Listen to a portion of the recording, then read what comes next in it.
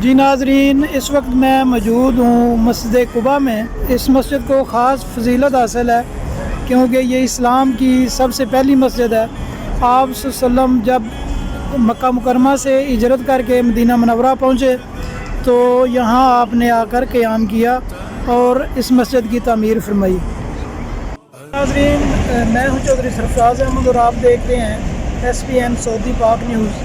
یہ میں نے حال ہی میں شروع کیا ہے، تو آج ہم جو ہے مدینہ منورہ کی زیارت کے لیے یہاں آئے تھے۔ میں نہ تو خیر کوئی بلاگر ہوں اور نہ ہی ولاگ بناتا ہوں، زیارت کے لیے آیا ہوں، تو سوچا کہ آپ بھی جو ہے اس مسجد کے بارے میں جان لیں اور زیارت کر لیں۔ اس مسجد کا نام ہے مسجد قباء۔ اس کو بہت ساری فضیلت حاصل ہیں، جیسا کہ یہ اسلام کی پہلی مسجد ہے۔ آپ صلی اللہ علیہ وسلم جب مکہ مکرمہ سے ہجرت کر کے مدینہ منورہ تشریف لائے تو آپ نے یہاں پہ قیام کیا۔ کافی روایات ہیں، بعض میں بتایا جاتا ہے کہ 3 دن 6 دن، ایسی مختلف روایات ہیں۔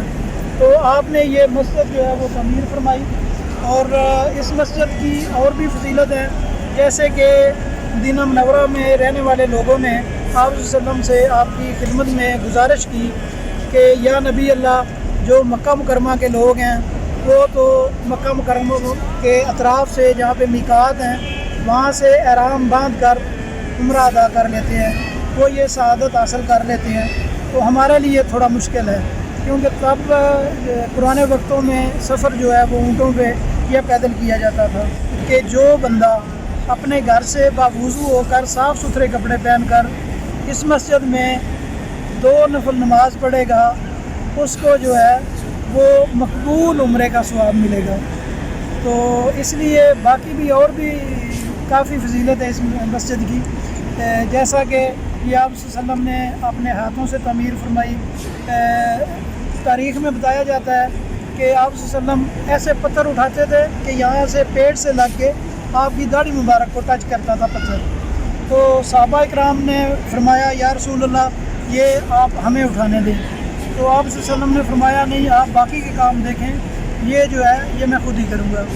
تو اس حوالے سے اور بھی کافی جو ہے، ایک اور روایت ہے کہ پوری دنیا میں جو ہے وہ 10 رحمتیں ہیں، تو 9 رحمتیں جو ہیں وہ صرف مدینہ منورہ کے لیے ہیں۔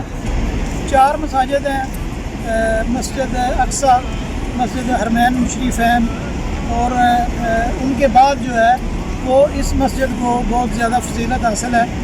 یہاں پہ قبیلہ بن عوف تھا، ان کے ساتھ آپ جو ہے وہ یوم السبت یعنی کہ ہفتے کے دن جو ہے وہ آگے ملاقات کرتے اور بیٹھتے۔ آپ صلی اللہ علیہ وسلم کا فرمان ہے کہ جو بندہ مدینہ منورہ یہاں سے 5 کلومیٹر دور ہے، مدینہ منورہ سے اپنے گھر سے وضو کر کے اس مسجد میں آگے 2 نفل پڑھے تو اس کو ایک مقبول عمرے کا جو ہے وہ ثواب حاصل ہوگا۔